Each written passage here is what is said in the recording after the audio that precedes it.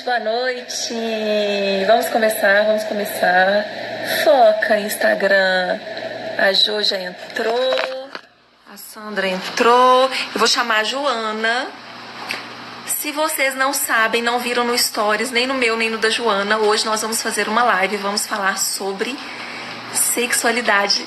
Como falar sobre sexualidade com as crianças. Ei, Lília, bem-vinda! Tô guardando a Jo. Pessoas, se vocês ainda não me conhecem, eu sou a Carol Winer, mentora de mães e pais. E eu estou aqui desvendando a mente do seu filho para que você tenha a vida mais amorosa, harmoniosa e feliz que você já viu na sua vida.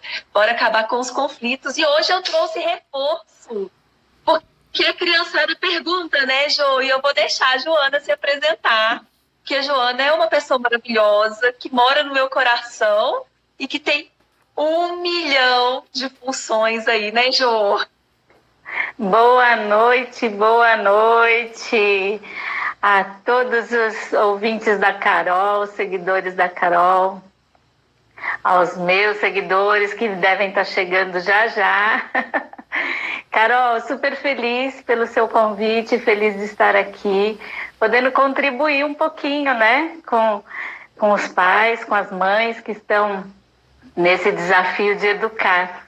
Eu também trabalho com educação familiar, eu também trabalho com pais e mães, na tarefa de educar com amor, com respeito, com limites, falando de sexualidade, que às vezes é uma grande preocupação, né, para muitos pais e mães que têm essa dificuldade de falar com as crianças e que estão aí, né?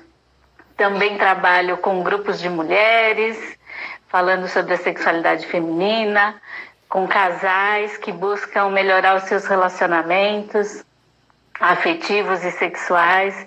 Então a gente está aqui para ajudar todo mundo que quer ter uma relação melhor com os filhos, com os parceiros, né? E consigo mesmo. Então, estou muito feliz de poder estar aqui. Que ótimo, Jo, gratidão. Gente, é o seguinte, a gente tá com um pouco coraçãozinho aí, manda coraçãozinho, porque o Instagram, ele entende quando vocês estão enchendo a tela de coraçãozinho, que o conteúdo é relevante, então ele mostra para mais pessoas. E, gente, isso tá deixando os pais descabelados. O povo tá lá no grupo, Jo, desorientado. Eu quero te agradecer imensamente por você ter aceitado o meu convite, porque a criançada, como nós sabemos, em média, com 6 anos, elas têm contato com conteúdos inapropriados. E aí os pais, e elas começam a fazer perguntas que nem sempre os pais têm resposta para elas. E são perguntas que às vezes eles falam assim, e agora? Se eu respondo, fica ruim. Se eu não respondo, fica pior. Como é que a gente conversa com essas crianças sobre isso? Bom, vamos lá. A melhor opção é sempre responder, nunca deixar uma criança sem resposta, né? Então não dá para fugir, porque se a gente foge, uma hora a pergunta volta e volta com mais intensidade. E assim, quando a criança pergunta é porque ela já ouviu alguma coisa, né? Alguém já falou, ela já viu algum conteúdo na internet, ou com algum coleguinha na escola, no condomínio onde ela mora, enfim, com o vizinho. Sempre, quando ela traz uma pergunta, é porque ela já ouviu alguma coisa. Então, a dica é, nunca fuja da resposta. O pai e a mãe pode até não responder na hora. Se tiver alguma dificuldade, pode dizer para ela, olha, mamãe vai pesquisar um pouquinho mais, eu não sei responder isso agora, eu preciso pensar um pouquinho, mas eu vou responder. Só que uma dica que vale ouro, nunca responda de pronto, ou seja, sempre devolva a pergunta para a criança, para saber em que nível de conhecimento ela está desse assunto que ela trouxe, né? Então, sempre entender o contexto, né? Do tipo aquela história que a menina chega pra mãe e fala assim, mãe, o que é sexo? E a mãe fica até congelada. Aí a mãe consegue pensar em 1 segundo e falar assim, filha, por que você tá me perguntando? Aqui eu li aqui na minha certidão de nascimento.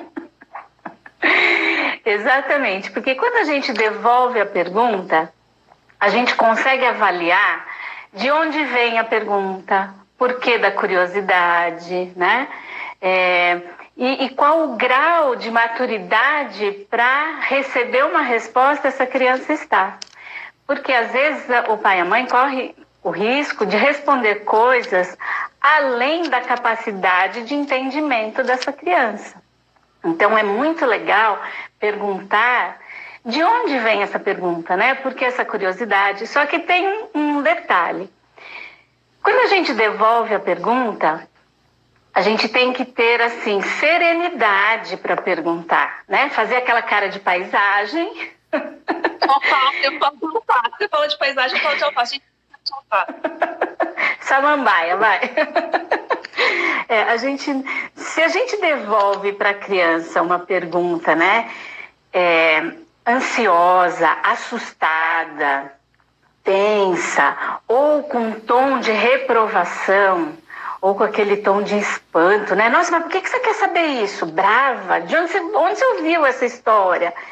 A gente já cria uma barreira, porque a criança entende na nossa expressão de espanto que é algo que ela não pode perguntar em casa. Então, é muito importante que a gente faça essa cara, né, de samambaia, alface, paisagem, sei lá do quê, e que a gente devolva essa pergunta para ela. Ah, filhinha, o que você já sabe sobre isso? O que você pensa que é isso, né? O que você acha que é isso? Onde você ouviu essa história? Né? Por que você está interessado? O que você quer saber? Que legal que você está curiosa para saber sobre isso, mas eu preciso saber, né, de onde vem essa curiosidade. E aí a criança vai dizendo um pouco mais, que vai dando subsídios para o pai e para a mãe, respirar fundo, né? Pensar um pouquinho no que vai responder e responder com naturalidade. E dependendo da idade da criança, quanto menor, mais curta é a resposta, mais objetiva, mais curta, sem ficar se alongando nos detalhes. Ju, foi ótimo você ter entrado nisso, porque tem uma diferença na forma de como nós vamos tratar esse assunto de acordo com a idade. Claro.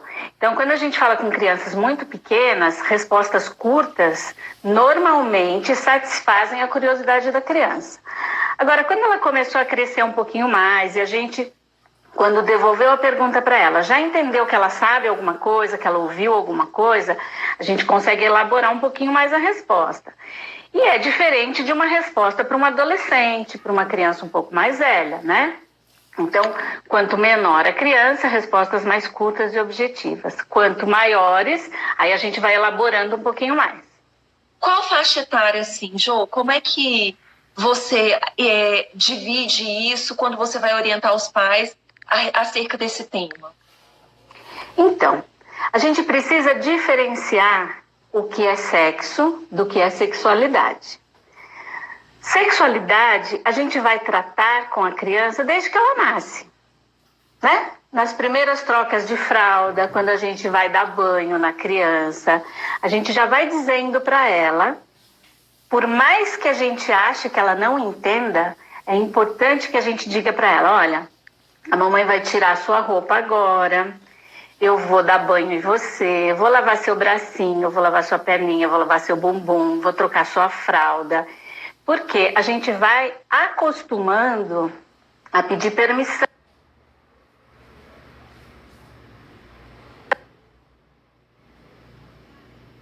Porque é um corpo sagrado. Então a gente tem que tomar muito cuidado de tirar a roupa de uma criança sem dizer para ela o que vai fazer.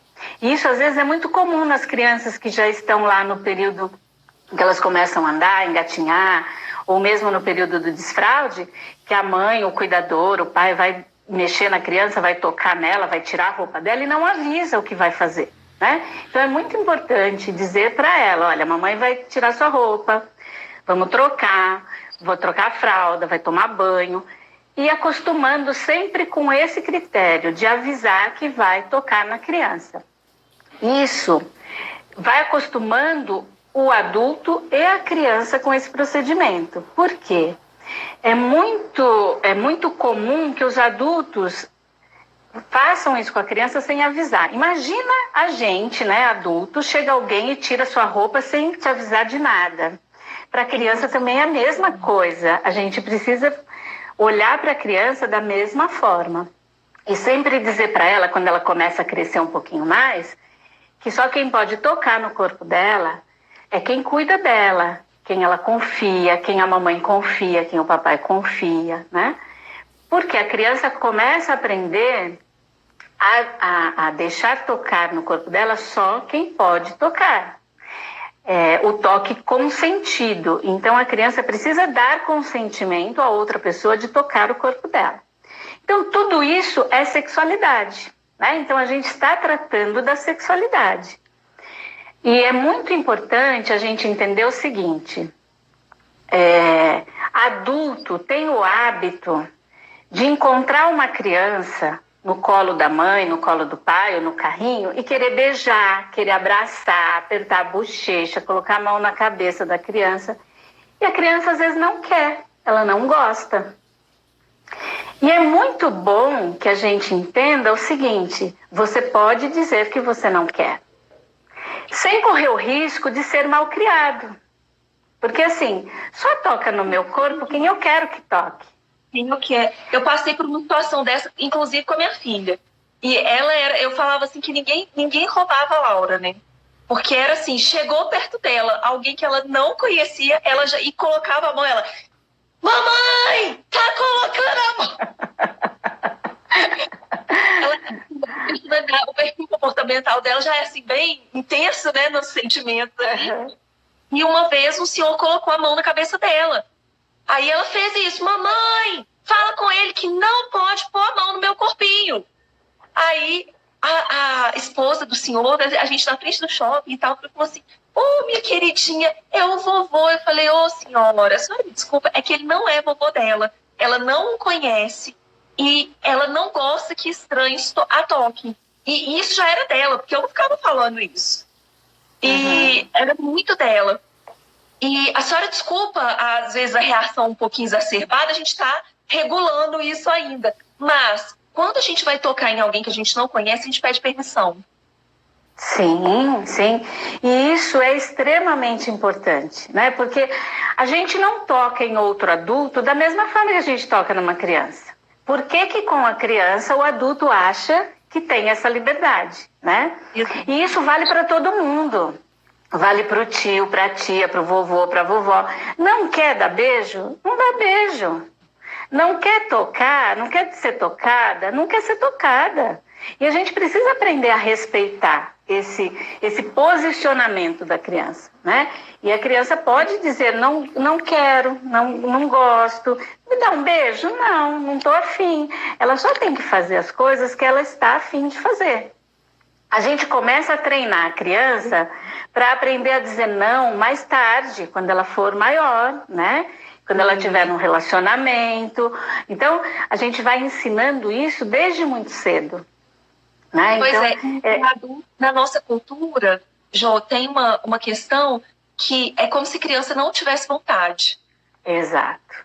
E é importante perceber que é um ser individual, único, que tem sim as suas vontades. Gente, eu falo assim, adulto, não tem um dia que você tá naquele dia que você não quer, nem chega perto de mim. Eu não quero comer isso, não quero comer aquilo. A gente também tem isso. Então, por que a criança não tem direito de ter, né? E os pais precisam entender que isso não é feio. Porque assim, os adultos estão muito preocupados com o verniz social, né? O que a pessoa vai pensar? Vai pensar que eu não educo, vai pensar que a minha criança é mal educada. Não é, ela está exercendo o direito dela de dizer não. E tá tudo bem, né? E o adulto tem que entender isso. E se o adulto não entender, problema dele. Né? Problema dele. Se o adulto ficar invocado com isso, sinto muito. Mas a criança tem sim esse direito. Então, esse comportamento está no contexto da sexualidade.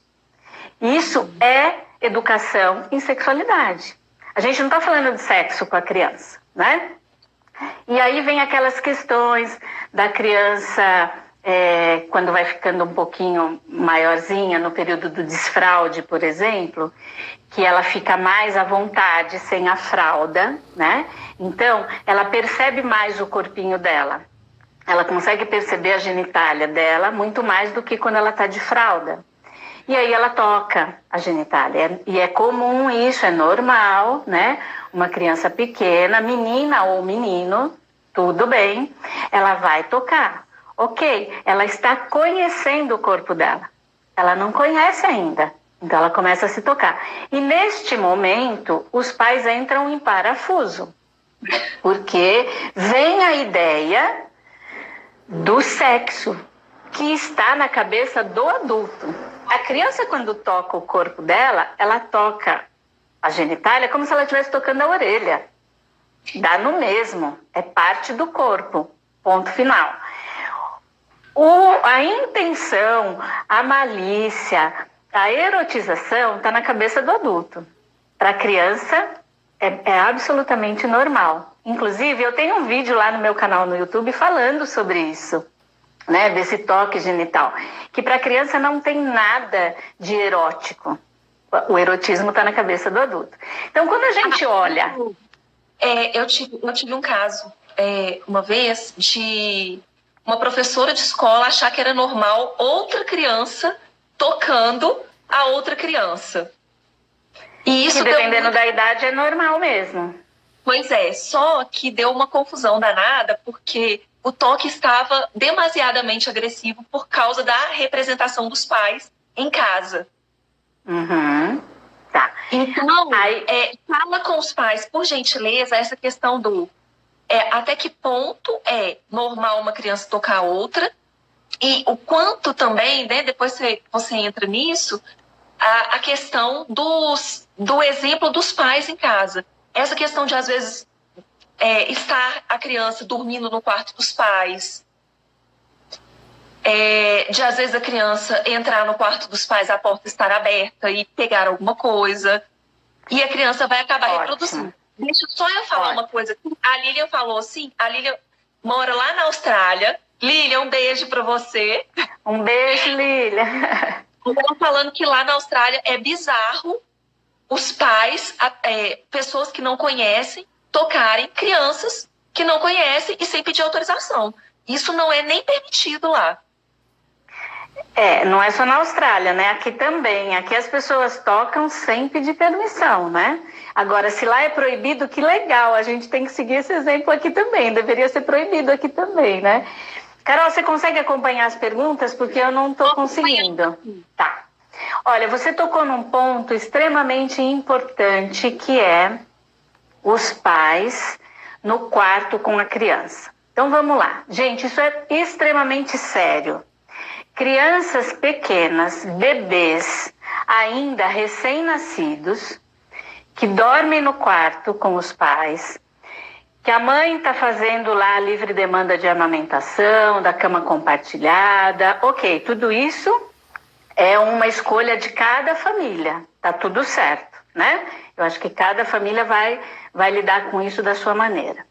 O que não pode é os pais fazerem sexo no mesmo ambiente que a criança, mesmo que a criança seja um bebê. A gente acha que ela está dormindo e os pais transam com a criança do lado.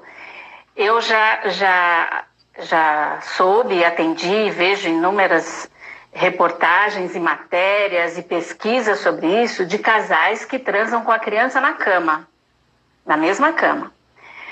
É extremamente perigoso para o desenvolvimento da criança. Então, não deve. Por quê? Parece que a criança não está entendendo, porque ela é um bebê ainda, ela não está sentindo, mas a energia do ato sexual paira no ambiente. E é uma energia que não é apropriada para uma criança.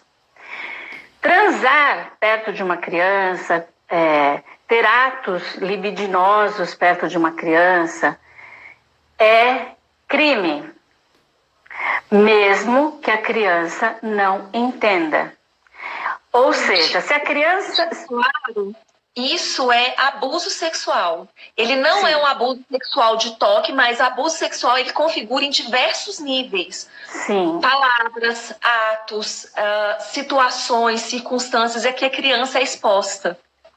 Imagens, filmes, fotos, tudo isso caracteriza o abuso. Então, precisa tomar muito cuidado porque a energia do sexo está no ambiente e não é uma energia para a criança, porque o bebê ele está captando toda a energia do ambiente. Então, a gente pode observar isso. Vou dar um exemplo para todo mundo entender de uma forma muito simples.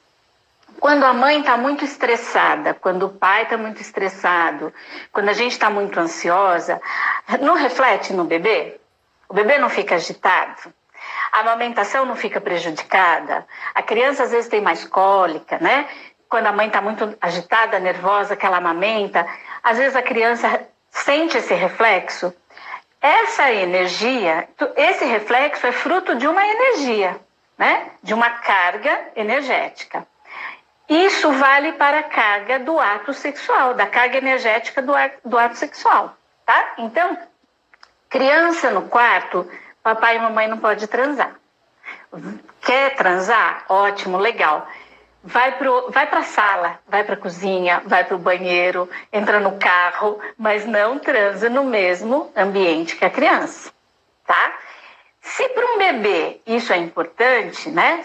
Quando a criança ainda é um bebê, isso é importante, imagina quando ela está um pouquinho maior, que ela já consegue perceber a expressão, o som, o cheiro, a energia, né? O toque. Por mais silenciosos que os pais estejam, tentando lá fazer a coisa sem o menor barulho, existe um movimento, uma energia que a criança às vezes desperta quando ela é maiorzinha e ela vê, ela percebe. Ela pode até dormir de novo, mas aquilo ficou no inconsciente dela.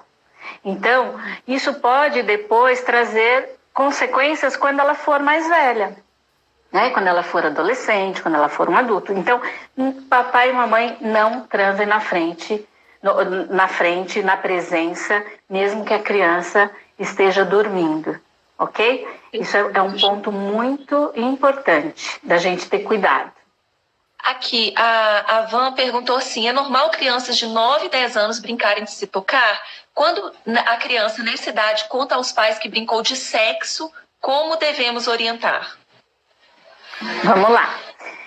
Então, voltando àquela pergunta que você me fez, para a gente contextualizar essa pergunta, tá? Se é normal as crianças se tocarem. Sim, é normal numa fase que a gente chama de fase fálica, que vai dos 3, mais ou menos, tá? Nunca é muito estático, dos 3 aos 6 anos, a criança está vivendo a fase fálica, que é a descoberta do genital.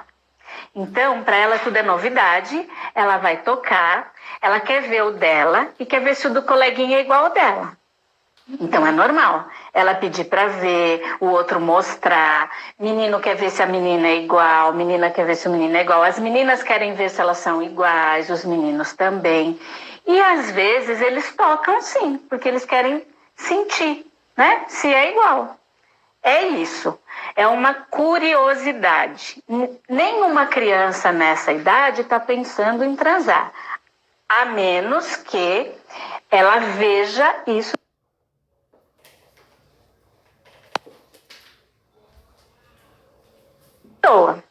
Né? Então, se ela vê isso, ela já vai tocar na outra criança baseado no que ela viu, ok? Passou a fase fálica, que é a fase da descoberta, e quando tudo é tratado com naturalidade, o pai e a mãe têm que entender o seguinte: isso não tem caráter erótico e nem sexual. No contexto da sexualidade da criança dessa idade, o sexo está fora. O que está aí é a curiosidade com o corpo. Então, o pai e a mãe tratam isso com a maior naturalidade. Você já viu do seu coleguinha? É igual ao seu? É igual ao meu, tá? É diferente? É diferente. Ok, tá vendo? Cada um... cara de alface nessa hora. Muito cara de alface. Então, a gente fala assim... Olha, você percebe que você tem coisas parecidas com o outro coleguinha, mas tem coisas diferentes, né?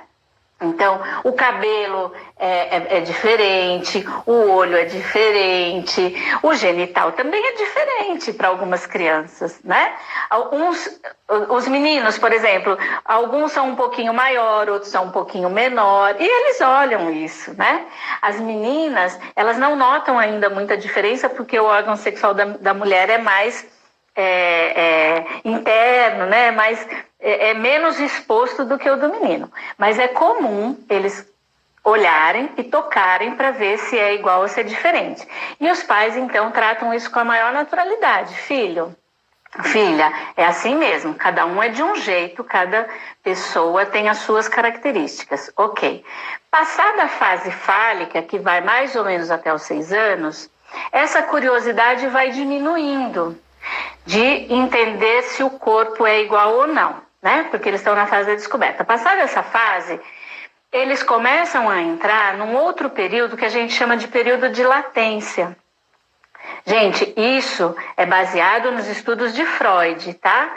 Freud, que veio com o estudo da sexualidade, do desenvolvimento da sexualidade humana. Então, ele vem desde a criança, passa pela adolescência, né, e pela vida adulta.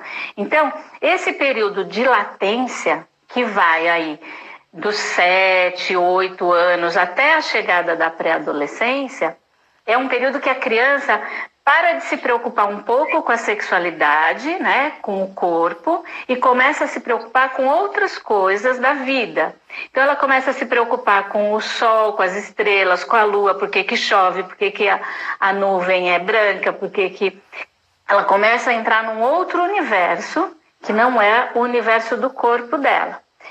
Então, uma criança de 9 anos que está lá tocando a outra e falando de sexo, essa criança já viu, já ouviu, já está com uma referência de sexo. Então, neste momento, é importante a conversa com os pais, né? Os pais estarem atentos para isso, porque assim, não é comum dentro desse período, dessa fase do período de latência, tá? Só que como hoje as crianças estão muito avançadas, porque elas têm mais acesso à internet, a conteúdos inapropriados, as pessoas falam mais à volta dela, ela assiste às vezes Malhação, ela assiste Big Brother, ela assiste sei lá o quê, né? Então, ou ela ou o coleguinha que vem com essa conversa e aí ela vai... Quanto mais estimulada a criança for para o sexo mais cedo, ela vai falar sobre isso. Então, é preciso entender o que está acontecendo com essa criança. O que ela está vendo, o que ela está assistindo, o que ela está conversando, com quem que ela está se relacionando. Porque, às vezes, em casa, o pai e a mãe têm o maior cuidado de fazer toda a proteção, né, com os aplicativos, colocam lá a criança no perfil do YouTube, o perfil Kids, lá que ela não vai ver né, coisas inapropriadas para ela, mas às vezes o coleguinha viu e mostrou para ela. Às vezes alguém, um adulto, falou alguma coisa perto dela e é uma criança mais antenada, então ela começa a perceber. Que a gente não deve fazer os controles todos lá e ficar de olho no que a criança tá vendo, não, viu? Quer dizer, controle não existe, né, gente? É gerenciamento. Mas gerenciamento. É importante que a gente cuide. Porque o que eu falo muito aqui com os pais, Ju? Se a criança está habituada a um padrão dentro de casa, se ela vai fora e recebe alguma coisa que está fora daquele padrão que ela está habituada, ela vai falar, opa, vai acender uma lanterninha na cabeça dela. Opa! E para tudo, né? E para tudo. Não tá dentro do que eu entendo, não. Aí, inocentemente, naturalmente, a criança vai comentar isso. Por quê? Porque fugiu daquele padrão que ela tem em casa. Sim. E a gente precisa entender o seguinte, a criança é curiosa. Ela tá no momento de aprender, né? E de conhecer tudo. E hoje, como o sexo está muito falado em todas as situações, né, na televisão, na internet, entre os amigos, enfim, as danças, as músicas, né, tá tudo muito erotizado. É natural que a criança, que está ligada em todos os movimentos, né, dos adultos, porque a criança é uma excelente observadora, ela está ligada em tudo, ela vai captando. Então, assim, não adianta a gente querer controlar tudo. Eu bloqueio aqui coloco um aplicativo aqui, bloqueio a televisão, não pode ver isso, não pode ver aquilo, sem conversar com essa criança, sem saber o que ela está vendo, né? Sem ouvir o que a criança tem para dizer. Às vezes o adulto se preocupa em falar demais, mas não ouve o que a criança tem para dizer, né? Então, assim, é conversar com ela o que é apropriado para ela e o que não é. Né? Então, uma criança que fala assim, de 9 anos, eu brinquei de sexo com o meu amigo, com a minha amiga, é sentar com ela e perguntar, e o que é brincar de sexo? Como é que brinca de sexo? Né? O que você entende por brincar de sexo? Para saber o que essa criança está fazendo, quem que começou com essa brincadeira, como é que foi. Porque assim, quando a gente era criança, a gente brincava de médico, né? Não tão criança assim, um pouco mais para frente. Com 9 anos eu não brincava ainda, eu brinquei mais tarde um pouquinho. Também não. Mas hoje as crianças estão vendo muitas coisas. Então, assim, o que a minha criança está vendo? Né? Se ela assiste Malhação, ela se interessa pelo sexo muito mais cedo. E Malhação passa às 5:30 da tarde. Né? O pai e a mãe, será que assistiu Malhação para ver o que está passando lá? Para entender e conversar com essa criança? E dizer para ela, olha, e aí a gente tem que encarar, né? Se a criança já vem com essa conversa, a gente tem que encarar. Olha, conversa, pergunta, vê o que ela está vendo. Gente, sexo é uma atividade dos adultos. E não negar, né? E não negar isso, porque ela está vendo tudo isso acontecendo, todos os dias, em todos os lugares, né? Então, não negar.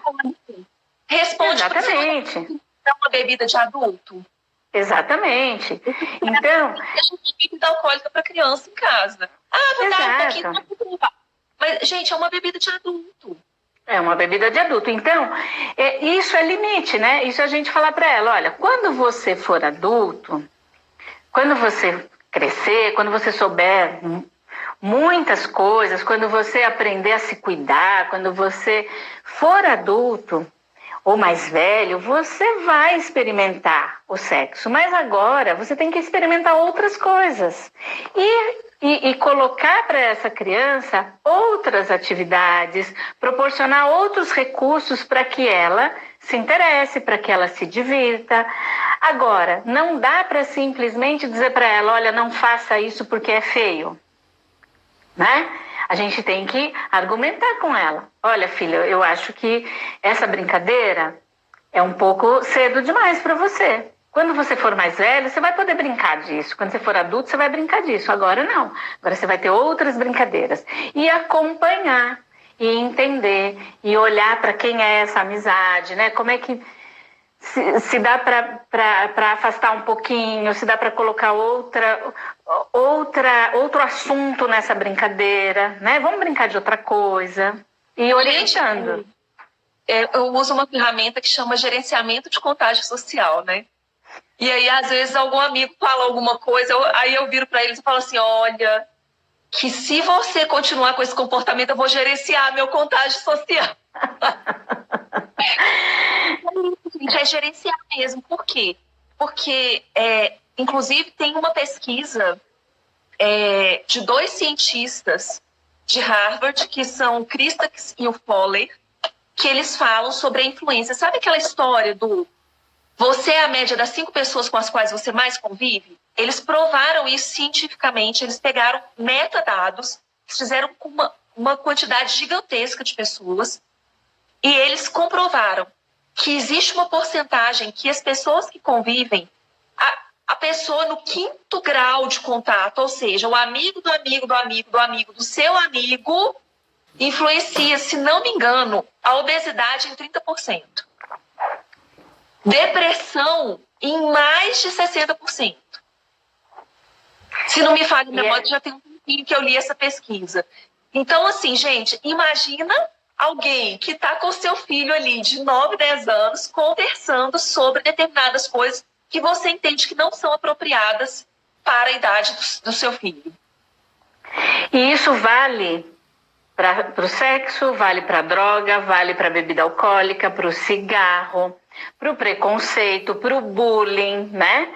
Para como você trata o outro ser humano. E isso vale para tudo, né? Para a alimentação errada, para tudo, para o respeito com o ambiente, com os animais, isso vale para tudo. E não só para o sexo. Eu acho que existe uma preocupação assim tão exagerada em relação ao sexo, que é cultural, né, que a gente morre de medo, mas tem tantas outras situações na vida de uma criança que às vezes o pai e a mãe não se preocupam tanto, né? Álcool é uma droga que é permitida, né? As pessoas compram com muita facilidade, é uma droga lícita, e que as crianças têm acesso cada vez mais cedo, né? Então a gente vê adolescentes de 13, 14 anos bebendo. Tão perigoso quanto qualquer outra droga, né? E às vezes até mais perigoso, porque ele bebe lá misturado no refrigerante, às vezes o pai não percebe, né? E está experimentando. Então é assim, para todas essas questões tem que ter acompanhamento dos pais, tem que ter educação, tem que ter exemplo, tem que ter conversa, né?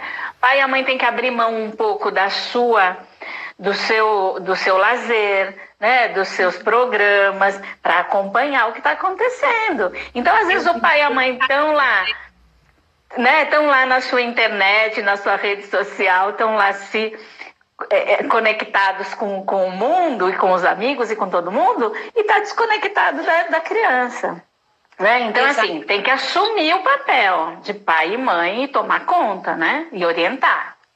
Ô, Jô, a Deb colocou um relato aqui que o marido dela, só no ano passado, comentou que quando ele tinha 6 anos e o primo 8, eles pegaram 2 casais, 4 pessoas dentro do quarto. E viram a situação toda. E ele só conseguiu falar sobre isso no ano passado. Agora imagina o tipo de questões que não devem ter ali reverberado no consciente e no inconsciente dele. Sim, para a criança que presencia uma cena de sexo, aquilo para ela é uma violência. Porque o ato sexual, dependendo, né, da situação, é uma situação violenta.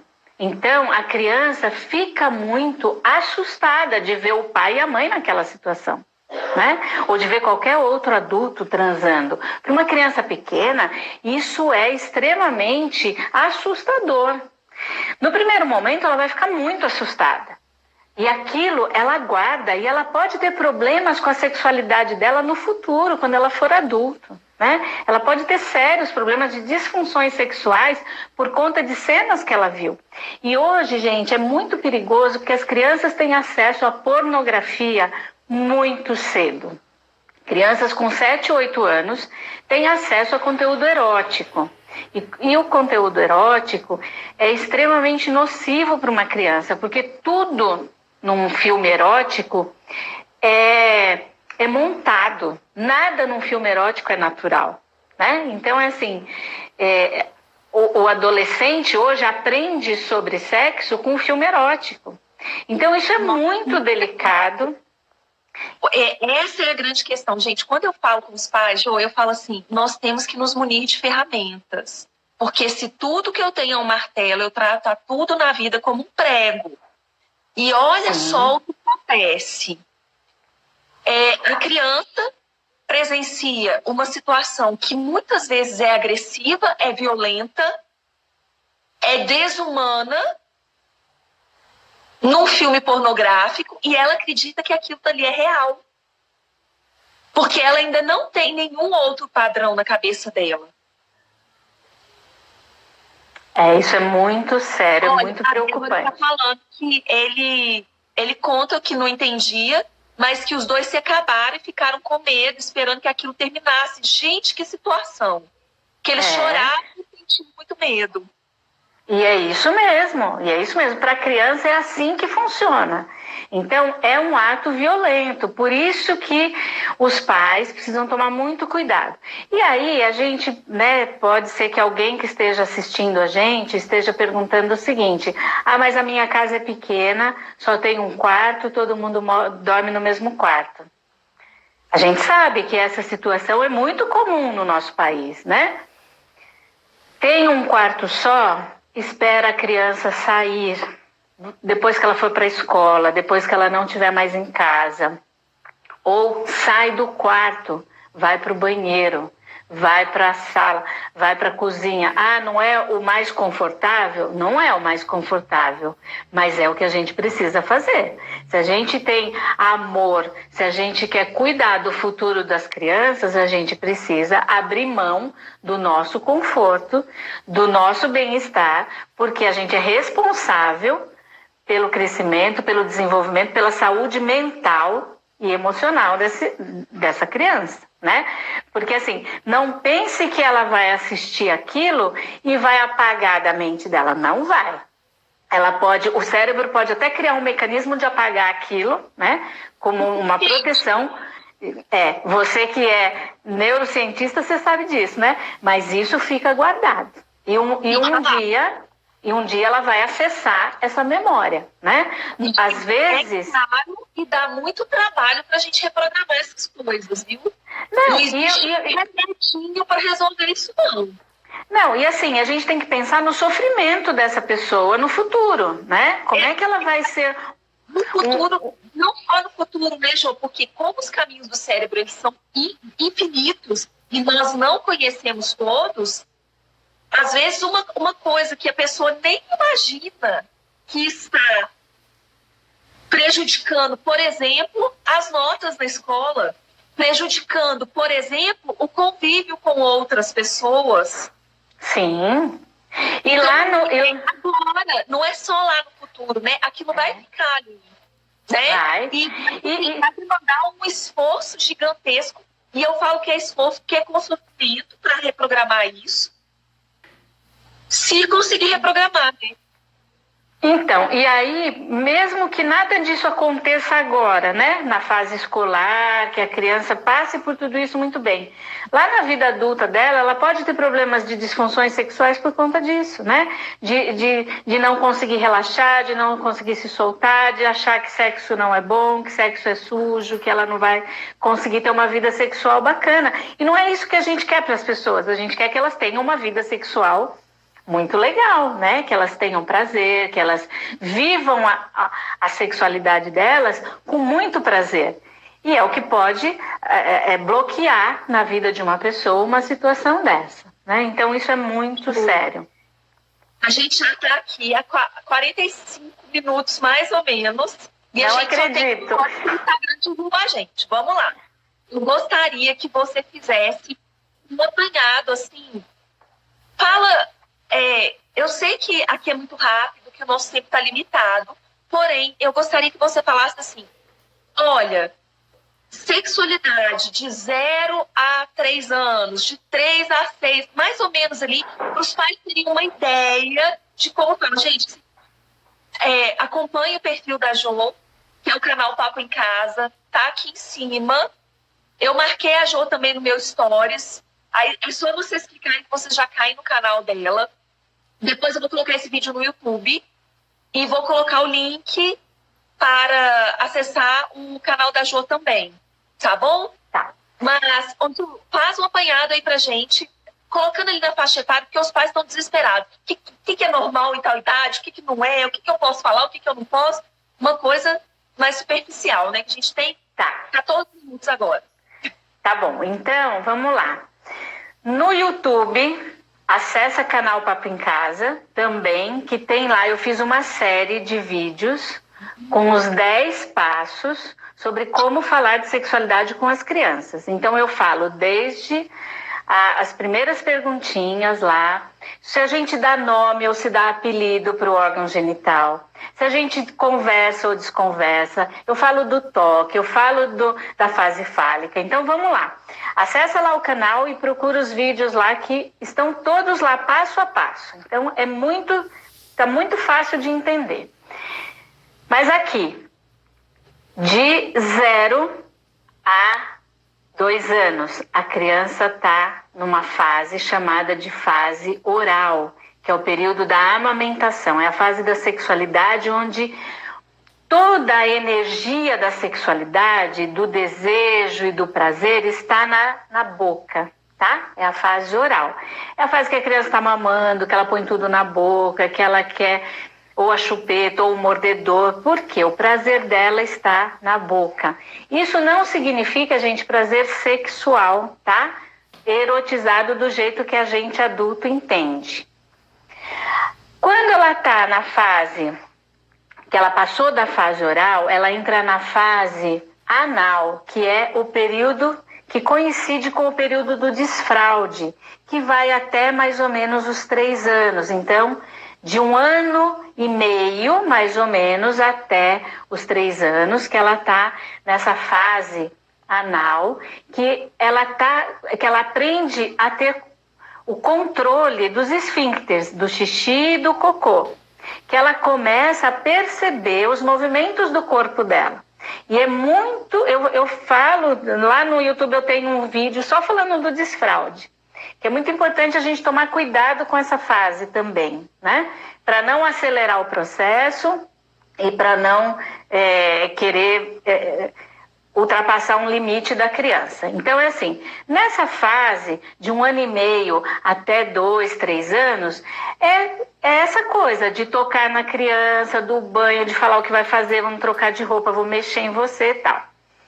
A partir dos 3 anos, mais ou menos, né, que a criança entra na fase fálica, que é essa hora que ela começa a tocar na genitália, na dela, ela quer ver a do coleguinha. Na escola, os professores têm que ter muita tranquilidade com esse período para não assustar as crianças, para não achar que isso é erótico, enfim. E os pais acompanham. Aí, tem esse momento que é uma coisa muito preocupante para os pais também, que é a criança que se toca muito e que fica lá, que os pais acham que ela está se masturbando, né? Em alguns casos, a gente precisa de um acompanhamento um pouco mais direto. Se a criança fica muito tempo se esfregando, se tocando, se ela tem aquela coisa de ficar ofegante e tal, e ela fica muito tempo, ela deixa de fazer outras coisas, ela deixa de brincar para ficar lá. Neste momento, a gente precisa observar e buscar uma ajuda. Por quê? Pode ser que essa criança não encontre outra forma de prazer na vida, que ela esteja com alguma questão emocional mal resolvida e que toda a descarga dela vai para o genital. Né? Então, é acompanhar, ver o que está acontecendo e dar conta disso, às vezes com um psicólogo, com um educador sexual, com o pediatra, e entender o contexto e saber o que está acontecendo na vida dessa criança, porque isso às vezes pode ser, inclusive, fruto de abuso sexual. Crianças que podem estar sofrendo algum abuso sexual podem ter esse comportamento. Então, é muito importante olhar para isso. Agora, a criança se tocou de vez em quando, lá você percebe que ela está sentindo prazer, é normal. Então, não adianta a gente ficar assustada, apavorada, é só monitorar, acompanhar e dizer para ela que o toque genital, ok, é gostoso, mas assim, ó, você tem que ter privacidade, você tem que fazer isso no local onde você está sozinha, não pode fazer na frente de todo mundo, na sala, na frente das visitas, né? Então, assim, é normal tocar e sentir prazer, a gente não pode negar isso. Se isso fica muito intenso, aí é motivo de cuidado, né? De atenção, de alerta, porque podem ser várias coisas. Ok, passou a fase fálica, a criança entra no período de latência, onde ela deixa um pouco essa curiosidade, mas aí, dependendo da influência do meio, ela vai também trazer o assunto do sexo. Oi? O período de latência é mais ou menos qual idade? Ele começa a partir de 7 anos, 8, que coincide com o período lá da alfabetização, né? Que a criança... Hoje a alfabetização é um pouco mais cedo, né? Mas que coincide com esse conhecer o mundo, que os interesses dela começam a se voltar para outras coisas. Acompanhar, ver conteúdo e sempre responder o que a criança pergunta. Passou dessa fase do período de latência, começa sim a entrar no período genital, que é o período, né, em que ele vai se transformando, entra na pré-adolescência, o corpo começa a mudar, começa a aparecer os pelos pubianos, as meninas começam a despontar os seios, né? Então, o corpo começa a se transformar, aí é um período que eles começam a desenvolver os hormônios sexuais e tudo começa a caminhar para a adolescência, né? Que é esse período da puberdade. E que hoje, por conta, inclusive, das influências do meio, algumas crianças começam a ter essa mudança mais cedo, tá? Então a gente já vê meninas e meninos de 9, 10 anos que já estão nessa transformação, né? Que os hormônios já começam a despontar. Então, assim, a gente precisa acompanhar, cuidar e conversar muito, dialogar muito, usar exemplos do dia a dia, usar exemplos do que aconteceu na novelinha, do que aconteceu, do que ele viu na internet, uma publicação, enfim, o que o coleguinha falou, o que aconteceu com o coleguinha, é no dia a dia que a gente vai fazendo educação e sexualidade. Né? É com os assuntos do cotidiano. A gente não precisa pegar uma criança e falar, vamos falar de sexo. Não. Porque para uma criança a gente não faz isso, né? Então é no contexto, é no dia a dia. Crianças nessa fase de 2 anos, 2 anos e meio, 3 anos, que tomam banho com o pai e a mãe, que tem curiosidade, que quer tocar no genital do pai, no genital da mãe, tá tudo bem. Deixa tocar, a criança vai ver a diferença de tamanho, de cor, de pelo. Ela vai perceber que é diferente. E a gente, se o pai e a mãe começam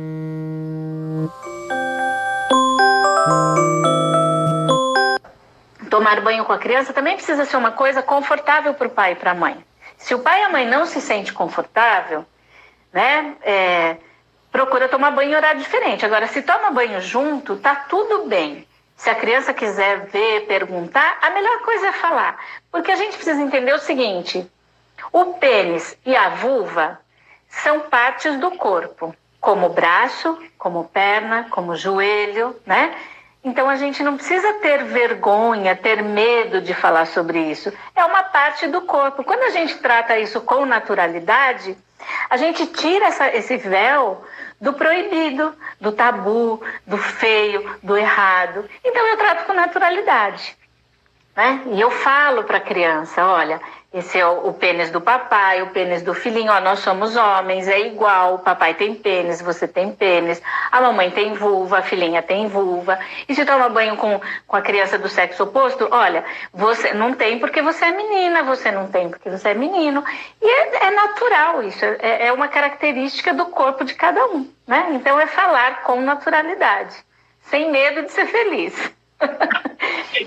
E procurem lá no YouTube, no canal Papo em Casa, que eu falo sobre tudo isso nessa série Primeiros Passos, tá? Excelente. Gente, eu quero agradecer imensamente a Joana por ter disponibilizado o tempo dela. Ela é essa fofura aí que vocês estão vendo. A Jo mora no meu coração. A gente desde o primeiro dia que a gente conheceu, né, Jo? E a recíproca é verdadeira. Então, eu quero agradecer. A gente tem pergunta? Tem alguma pergunta importante? Perguntas. Respondeu? Tá. Jo, eu quero te agradecer imensamente a sua disponibilidade, agradecer a todos que acompanharam até aqui. Foi um papo super bacana. Eu acho que já deu para esclarecer muita coisa. Como a Jo falou, ela tem uma série lá no YouTube. Eu vou deixar na descrição do meu vídeo o canal dela lá no YouTube. E vocês podem procurar também canal Papo em Casa lá no YouTube. que a Jo tem a série e ela vai ajudar muito, com certeza. Porque ela é uma especialista que eu tenho mais alta conta aqui a respeito desse assunto. Muito porque obrigada. ela trata de forma muito, muito delicada e muito sutil. Não é algo... E é algo que é do dia a dia, que tem que ser tratado mesmo com naturalidade. E a gente tem que aprender a lidar com isso. Porque chega de criança aprendendo sobre sexualidade, sobre sexo, com filme pornô, com coisas que são inapropriadas para a idade deles. A gente tem que se munir de ferramentas, a gente tem que conhecer. E eu super indico a Jo para vocês conhecerem mais sobre isso, para vocês terem mais ferramentas. Jo, gratidão, um beijo. Quer deixar um recadinho? Eu que agradeço. E eu digo o seguinte, eu fiz uma série agora sobre o carnaval, né, e adolescentes, para pais de adolescentes, mas isso vale para as crianças também, e não só no carnaval a gente precisa se preocupar com isso, a gente tem que se preocupar o ano inteiro, né?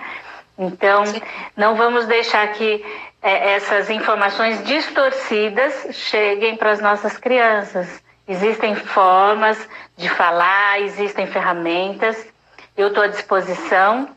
A Carol está super à disposição e a gente está aqui para ajudar vocês no que vocês precisarem. E eu super agradeço também pelo convite, fico honrada de poder falar com você nessa live, uma pessoa que eu também admiro muito, admiro o seu trabalho.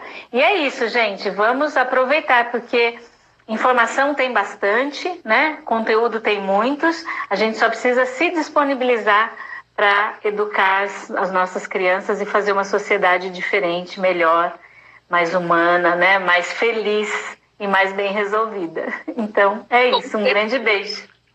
Gratidão. Pessoas lindas, essa demanda surgiu lá no nosso grupo VIP Mapa. Se vocês ainda não estão participando, é uma rede de apoio para mães e para pais. E quando surge uma demanda, eu sempre trago uma pessoa especial, assim como a Joana, para nos ajudar com isso. Se vocês ainda não estão participando do nosso grupo VIP, o link no Instagram está na minha biografia, aquele link azulzinho na minha página, no Facebook e no YouTube, na descrição do vídeo. E eu vou deixar os contatos da Jo também na descrição do vídeo. Combinado? Um beijo e vamos juntos construir o extraordinário.